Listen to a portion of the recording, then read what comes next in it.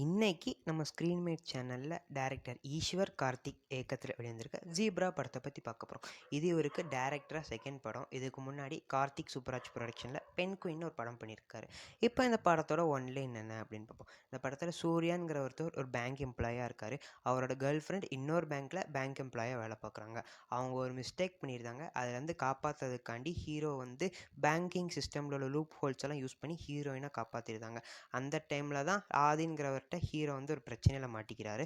அவரோட ஈகோவை சாட்டிஸ்ஃபை பண்ணுறதுக்காண்டி 4 நாளில் 5 கோடி எடுத்துகிட்டு வர சொல்கிறாரு. இந்த இக்கட்டான சூழ்நிலையிலேருந்து இவர் தப்பிச்சாரா இல்லையா அப்படிங்கிறதான் படத்தோட கதையை. கேஸ்டிங்கை பொறுத்தளவுக்கு சத்யதேவ் தான் சூர்யா கேரக்டர் பண்ணியிருக்காரு. அப்புறம் தயம் ஜெயா அவங்க தான் ஆதிங்கிற கேரக்டர் பண்ணியிருக்காங்க. அப்புறம் பிரியா பவானி சங்கர் அவங்க தான் ஹீரோயினாக நடிச்சிருக்காங்க. அப்புறம் சத்யராஜ் சுனில் இவங்க 2 பேரும் ரொம்ப இம்பார்ட்டண்டான கேரக்டர் பண்ணியிருக்காங்க. மித்தபடி நடித்த எல்லாருமே ரொம்ப நல்லாவே நடிச்சிருந்தாங்க. காமெடியுமே ரொம்ப நல்லாவே ஒர்க் அவுட் ஆயிருந்துச்சு. அப்புறம் ரவி பசூர் அவர் தான் இந்த படத்தோட மியூசிக் டைரக்டர். ஆனால் மியூசிக் அந்தளவுக்கு ஒர்க் அவுட் ஆச்சான்னு தெரில. ஏன்னா தமிழ் டப்பிங் பண்ணதுனால பாட்டும் மியூசிக்கும் அந்தளவுக்கு நல்லா இருந்துச்சான்னு தெரில. இது ஒரு தெலுங்கு படம், தமிழ் டப்பிங்கில் ரிலீஸ் ஆயிருக்கு. தெலுங்கு படத்துக்குனே உண்டான சில சீன்ஸ்லாம் இந்த படத்தில் இருக்குது. ஆனால் நிறைய சீன்ஸ் உண்மையிலே ரொம்ப இம்ப்ரெசிவாகவும் இருந்துச்சு. படத்தில் லாஜிக் மிஸ்டேக் நிறையவே இருக்குது. கேஸ்டிங் அந்தளவுக்கு பெர்ஃபெக்ட்னுலாம் சொல்ல முடியாது. மிக யதார்த்தமான சீன்ஸ் நிறையவே இருக்குது. எல்லாமே ஒரு பிளான் பண்ண மாதிரியே நடக்குது. படம் ஒரு நல்ல பாயிண்டில் போய்கிட்டு இருக்கும்போது தேவையில்லாத சீன்ஸ் அங்கங்கே வருது. இந்த மாதிரி நிறைய நெகட்டிவ் இருந்தாலும் உண்மையிலே இது ஒரு நல்ல படம் தான். லக்கி பாஸ்கர் மாதிரி இருந்தாலும் அந்த அளவுக்கு பண்ண முடியாட்டி கூட, டிக்யூ அளவுக்கு எமோஷன்ஸை கனெக்ட் பண்ணிக்க முடியாட்டி கூட, this movie is super with its own nature. படத்தில் அங்கங்கே நடித்த கேரக்டர்ஸ் உண்மையிலே ரொம்ப நல்லாவே நடிச்சிருந்தாங்க. அவங்களுக்குன்னு ஒரு கம்ப்ளீட் கேரக்டர் ஆர்க் இருந்துச்சு.